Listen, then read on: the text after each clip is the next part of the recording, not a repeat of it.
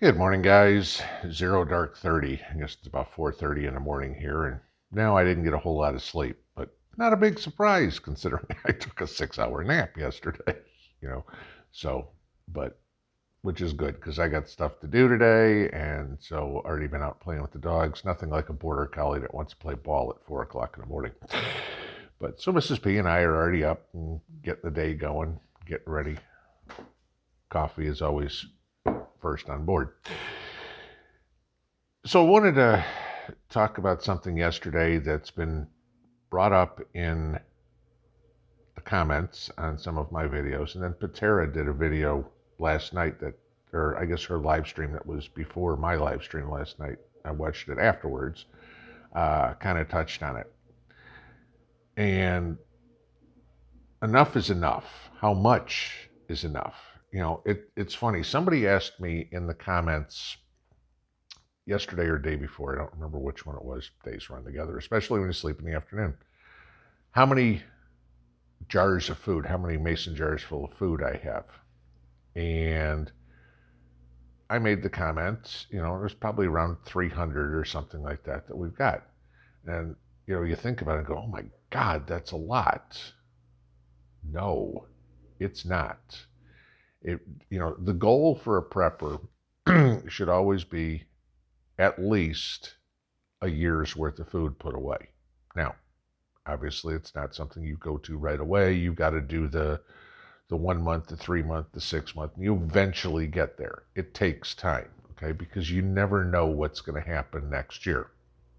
We've all talked about crops that have come in like crap this year. Everybody seems to have problems with okra. A lot of people are having problems with corn. Some people are having problems with tomatoes or peppers or whatever, droughts, floods, whatever it would be. So you don't know. So that's the reason why you need to put as much away as you can, because even though my tomato crop is fabulous this year, it could absolutely suck next year. And as long as I have some tomatoes put away, at least I'll be able to eat tomato-based products next year. And again, you go, okay, fine. If you're out of tomatoes, what? Well, tomatoes are good for a lot of the vitamins that you need, and food boredom is very true. So, you need different things. Think about your dog, sick and tired of the same food every day. You give them a treat and they're like, oh my God, this is great. People are the same way. So, I'll give you this. Like I said, about 300 quart jars of food right now. Great. Do the math. That's less than 1 quart jar per day for a year. Okay? There's 2 of us. So that means each one of us would be able to eat a half a quart or a little less than a half a quart a day for a year. Now, what do you have canned? Oh, I've got quarts of green beans. Great. You tell me how happy you're going to be if your entire food intake for the day is going to be a pint of green beans.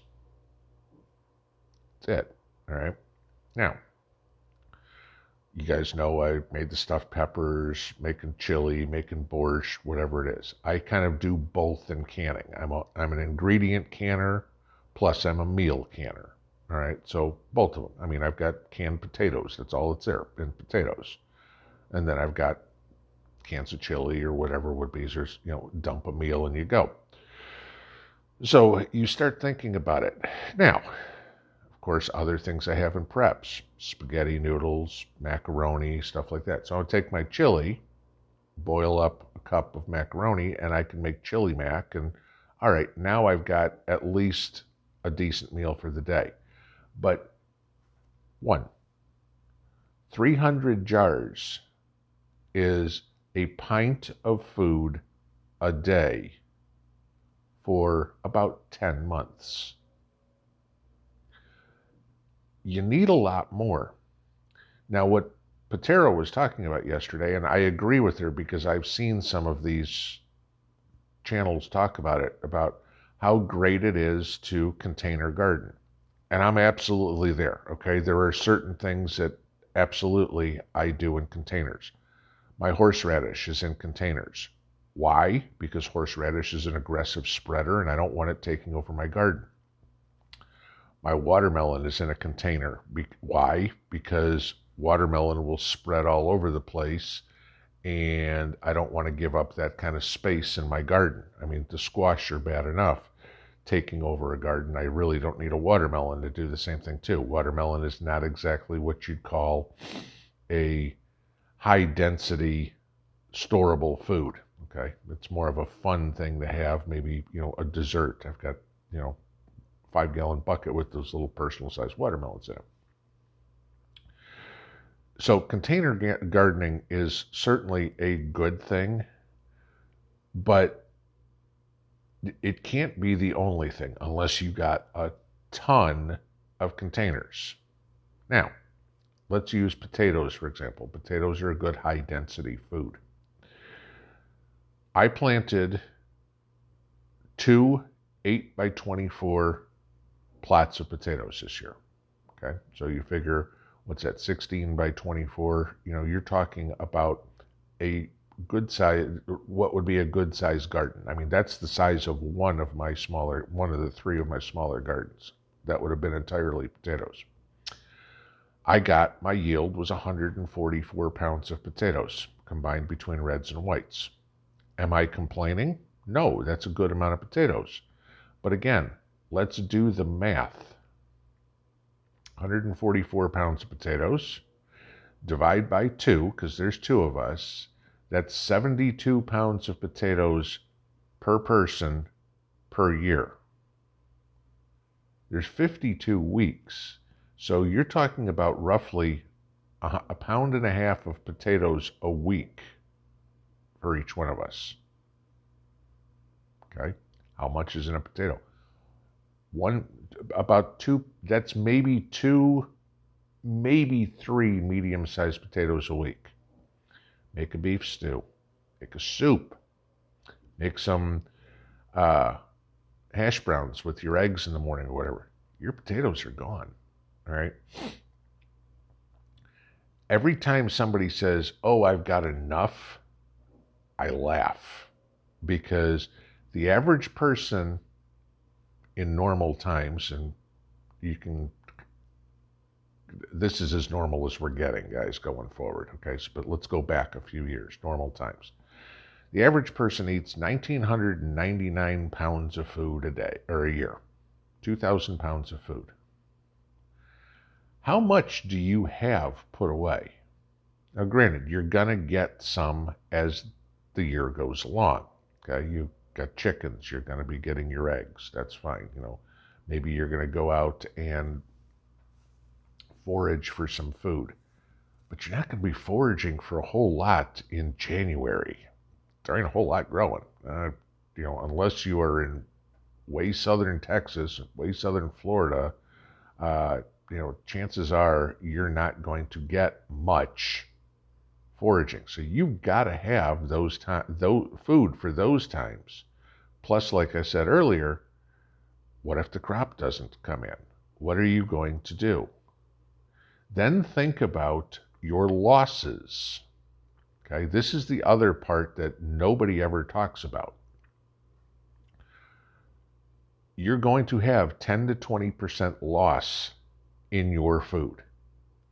In your garden, critters are going to get to it, bugs are going to get to it, disease is going to get to it, hungry people are going to get to it. You're going to go into your pantry and you are going to find food that has gone bad. I mean, I know everybody says, oh, that's, I do really good on store. Sure you do. I get it, okay? I do really good on store. But there's going to be a jar that you're going to open that's gone bad. There's going to be a can that you open that's gone bad. You're going to have a situation where bugs or rodents or something like that got into one of your 5-gallon buckets. It happens to all of us. So, you need to look at 10 to 20% loss in what you have or plan on having. Okay, that adds up to a lot. If you've got 2,000 pounds stored up for each person, 2 of us, 4,000 pounds, that means I should plan on losing 400 to 800 pounds of food a year. That's a lot. Are you going to survive off of container gardening? No. Sorry. Not unless you've got 500, 1,000 5-gallon buckets out there. Okay. You're going to need tons and tons and tons of them. You know, you plant a 5-gallon bucket full of potatoes, and you'll probably get somewhere around 3 pounds, maybe 4 pounds of potatoes. Is that 2 meals? Okay. You still got 363 other days, guys. You need diversity, and you need to plan for loss. You know, you are going to have it. Just like anything else, you know, 2 is 1 and 1 is none. Do you plant one tomato plant? No, you probably plant multiples. Why? Because if that plant doesn't come up, you got nothing. You plant 2, both of them come up, great. One of them comes up, you still got something.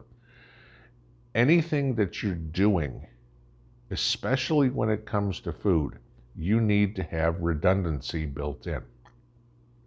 Multiple kinds of tomatoes, multiple kinds of potatoes, multiple kinds of beans, because we all have, farmers included, crops that suck every year. Okay? Last year, my beets didn't come in at all. This year, you guys know my disaster with carrots. My pickling cucumbers this year are phenomenal. My regular cucumbers, not so good. Okay? That's normal. What happens? Last year, my corn sucked. This year, my corn's beautiful. Okay? You know, so we didn't have any corn over the winter. Well, we had some, but not much. This year, we're better. This is not I do it once and it's done. Okay? I've got a bunch of green beans stored for this year. Great. I didn't grow black beans this year because I didn't have enough room in my garden. Next year, I will grow black beans because I canned a boatload of green beans this year, which will hopefully be enough to get us through 2 years. Crop rotation that you talk about.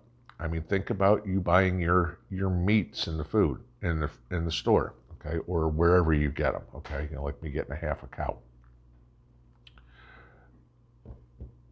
You've got to have backup sources. Right now, it's easy. Right now, everybody's backup source is the grocery store, or primary source is the grocery store. But what happens when that's taken away? Very possible.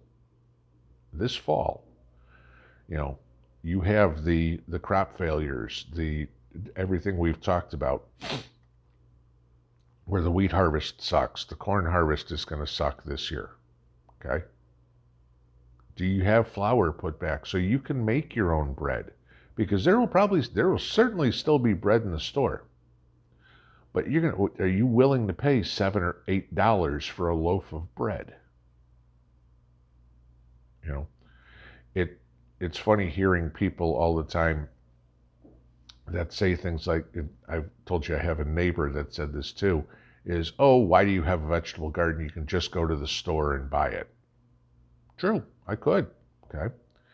And so far this week, I've gone through about 40 pounds of tomatoes. And I'm going to go through more today, making chili, making stuffed peppers, etc. Yeah, go to the grocery store right now. Around me, tomatoes are about $4 a pound right now. I went through 40 pounds. That's $160. That's an electric bill for a month. My gardening, you know, I paid my electric bill this month in tomatoes. That's the way you got to look at it, guys. None of us have an unlimited supply of money. The one thing that we do have close to an unlimited supply of is effort. What you put into something is what you're going to get out of it. If you don't put any effort in, you're not going to get anything out. But when that effort is what you need to eat, you're going to have to put in a lot more. Because when your other source for groceries no longer exists or is so prohibitively expensive that you can't do it, Like I said on the live stream yesterday, I mean, I was watching news broadcasts of interviews with people that, they have a regular full-time job, office job or whatever, and they're making 40 grand, 20 bucks an hour, right? And they're applying for food stamps because they can't afford groceries. The government doesn't have an unlimited checkbook as much as Congress thinks they do either, because all the government giving more money out does, as we all know, drives inflation. Just makes stuff more and more and more expensive. The best thing you can possibly do is get yourself out of the system as best as possible. Sure, we can't all afford, or we can't, none of us have a refinery that we own or anything like that, and oil in our backyard, Jed Clampett type. But, so what do? I limit my driving. If I'm going to town, which is a half an hour away for me, I'm going to stop at the grocery store, the hardware store, Walmart, wherever I need to go, and that's one trip. I'm not taking I'll go into Walmart 3 times a week. No, okay. It's like, if I'm going to go into town, it's got to be worth my trip for me. If the grocery store's around the corner for you, who cares? Honey, I need a gallon of milk. I'll be back in 10 minutes. Me, it's, honey, I need a gallon of milk. I'm back in an hour. And you go, okay, I just burned 5 gallons of gas, 20 bucks, to buy a $5 gallon of milk. Is a gallon of milk worth $25 to you? Probably not. So you start thinking about that. But do what you can to figure out how much is enough. You'll be surprised. Like I said, 300 jars ain't squat. Better have a whole lot more. Enjoy Sunday. Pinball out.